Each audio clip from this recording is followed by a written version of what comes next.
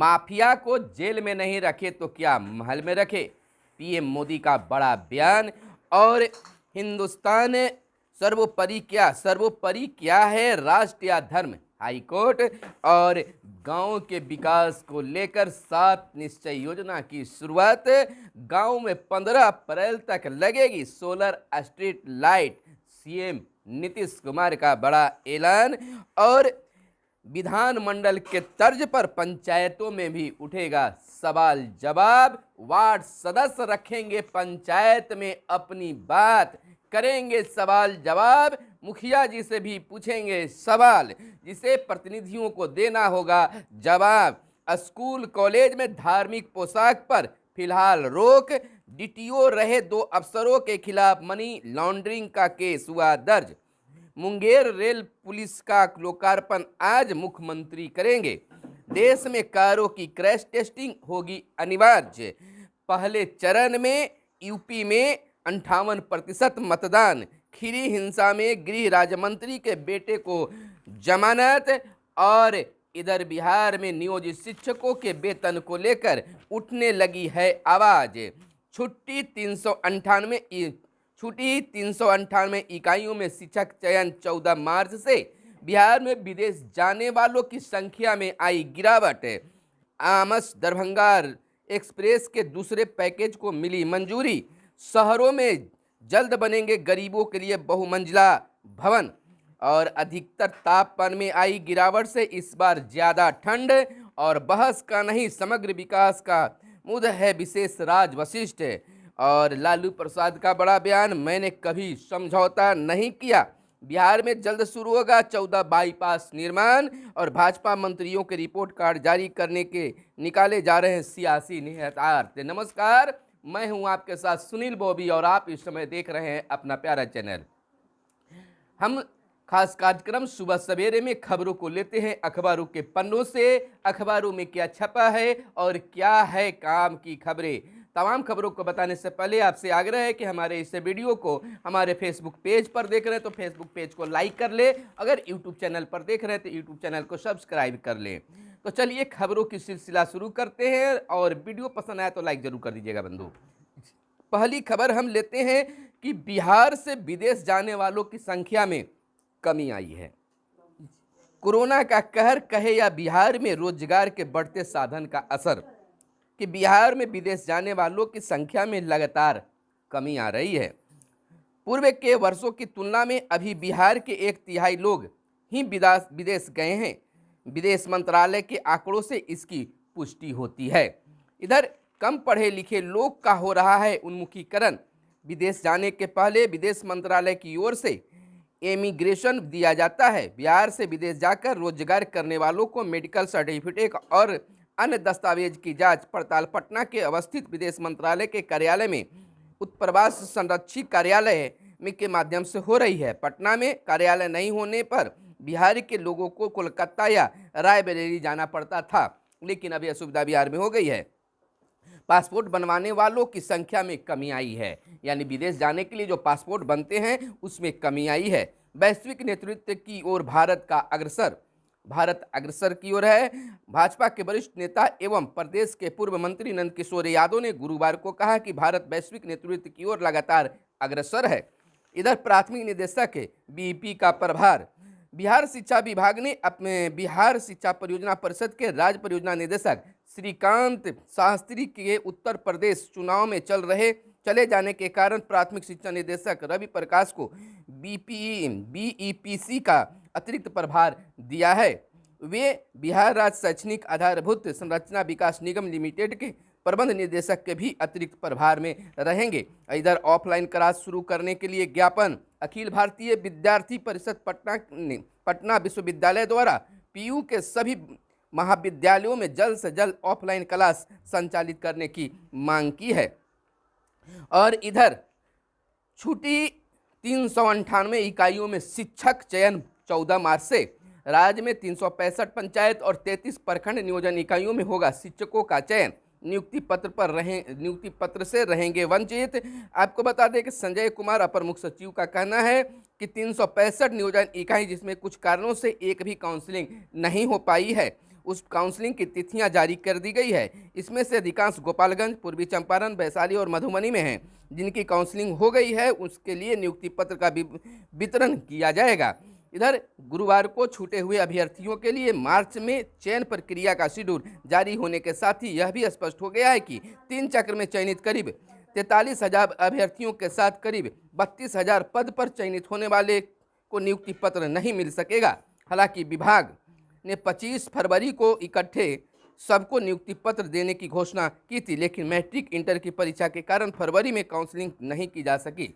आपको बता दें, 1 मार्च तक वेबसाइट पर अपलोड होगी मेधा सूची और राज्य के प्रारंभिक विद्यालयों में छठे चरण के तहत करीब 400 नियोजन इकाइयों में प्रखंड व पंचायत शिक्षकों की काउंसलिंग 14 मार्च से होगी।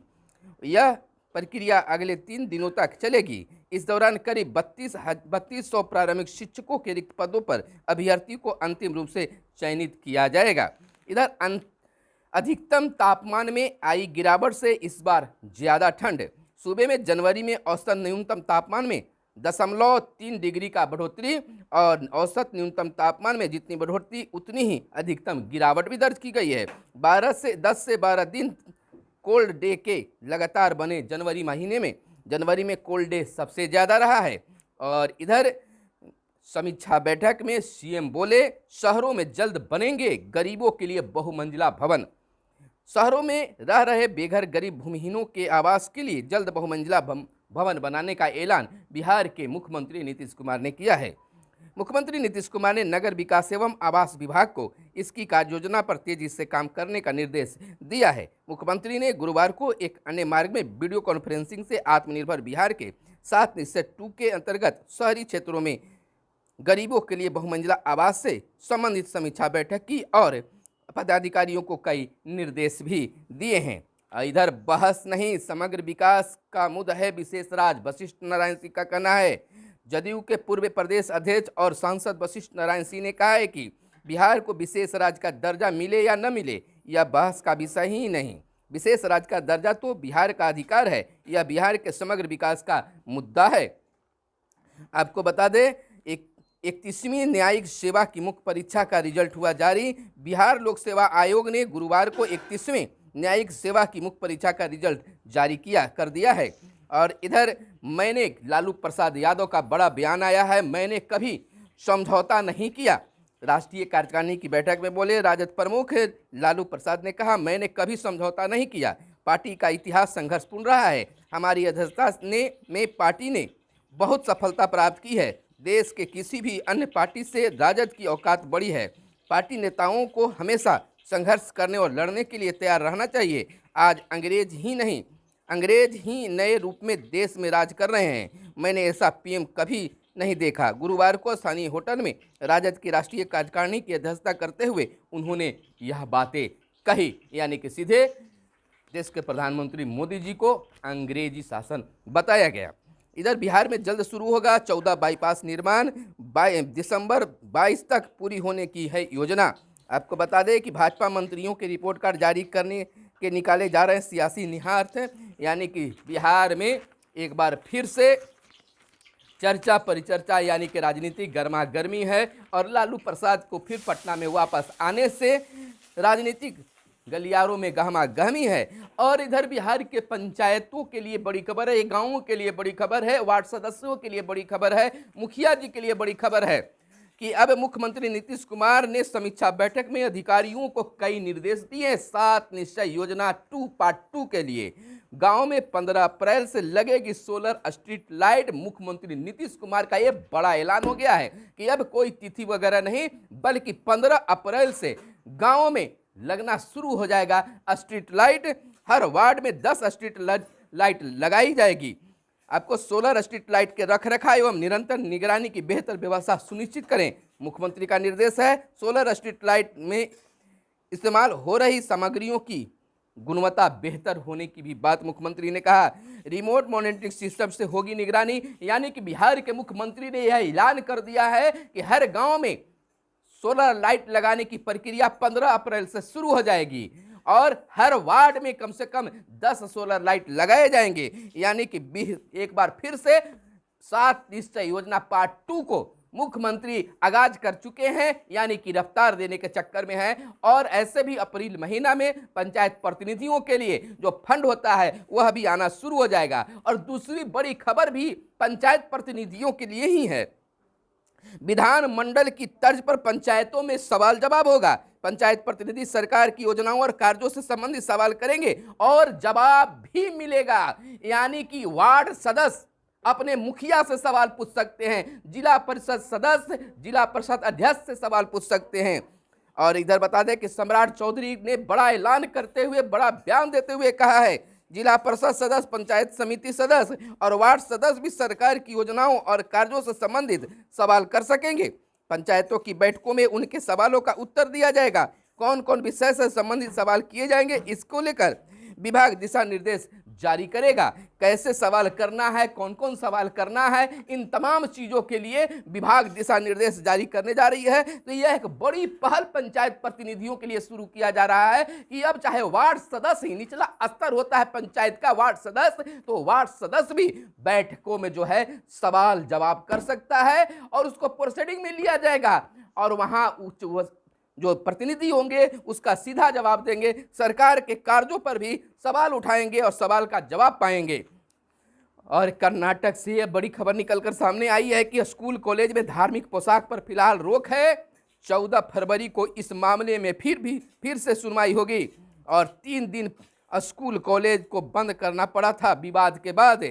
हिजाब मामले में कर्नाटक हाईकोर्ट का निर्देश, हाईकोर्ट ने स्कूल कॉलेज खोलने के लिए कहा। शांति और सद्भावना बनाए रखने का लिए भी जरूरी कहा गया। अंतिम आदेश से कोर्ट का इनकार। और इधर डीटीओ रहे 2 अफसरों के खिलाफ मनी लॉन्ड्रिंग का केस हुआ दर्ज। मुंगेर रेल पुल का लोकार्पण आज करेंगे बिहार के मुख्यमंत्री नीतीश कुमार। देश में कारों की क्रैश टेस्टिंग अनिवार्य होगी। क्या है क्रैश टेस्टिंग में कारों को 56 किलोमीटर प्रति घंटा की रफ्तार से आमने सामने टक्कर व 50 किलोमीटर प्रति घंटा की रफ्तार से साइड में टक्कर मारी जाती है। दोनों परिस्थितियों में कार में सवार लोगों को जानलेवा चोट नहीं लगनी चाहिए। इसके बाद ही कार टेस्ट में पास होगी। इसमें 1 से लेकर 5 स्टार रेटिंग दी जाती है। तो और इधर बिहार में यूपी चुनाव का दमखम दिखा, यानी कि पहले चरण में 58% लोगों ने मतदान किया। अब तो भाग का जो फैसला है, निर्णय है, अब ईवीएम में बंद हो गया है। देखना कि यह होता है कि यूपी चुनाव में किसकी सत्ता फिर रहती है। क्या योगी सरकार फिर से वापस आती है या सपा को फिर से राज मिलता है या किसी और को। खीरी हिंसा में गृह राज्य मंत्री के बेटे को मिल गई है जमानत। और इधर भारत के प्रधानमंत्री पीएम मोदी, कह सकते हैं मोदी जी का एक बड़ा बयान माफियाओं को लेकर आया है कि माफिया को जेल में नहीं तो क्या महल में रखें। मुस्लिम बेटियां को भड़का रहे हैं वोट के ठेकेदार।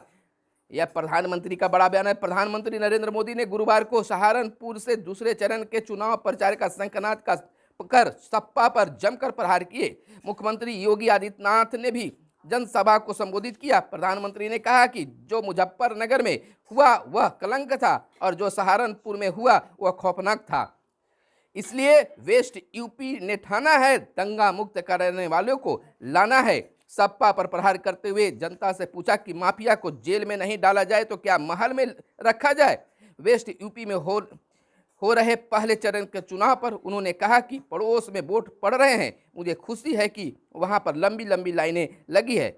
मैं वहां के मतदाताओं से क्षमा याचना करता हूं। आयोग की गाइडलाइन के कारण मैं उन लोगों के बीच नहीं पहुंच पाया। इधर मद्रास उच्च न्यायालय ने कहा देश में हिजाब विवाद से कुछ नहीं मिलेगा। यह धर्म के नाम पर देश को बांटने की कोशिश है। हाईकोर्ट का कहना है सर्वोपरि क्या है, राष्ट्र या धर्म। वकील फैसले को पढ़े बिना कोई टिप्पणी न करें। और इधर विदेश से आने पर कोरोना जांच नहीं। चंद्रा बंधुओं पर फॉरेंसिक रिपोर्ट के इस्तेमाल की अनुमति और कूटनीति हल व दबाव का दौर जारी। दुनिया भर में कमजोर पड़ रही है कोरोना की लहर और न्यूजीलैंड में कोविड नियमों के विरोध में संसद का घेराव। तो यह थी आज की हर छोटी बड़ी खबरें जो आपको जानना जरूरी था। फिर मिलते हैं अगले दिन अगले वीडियो में। तब तक के लिए दीजिए इजाजत। धन्यवाद। जय हिंद, जय भारत, वंदे मातरम।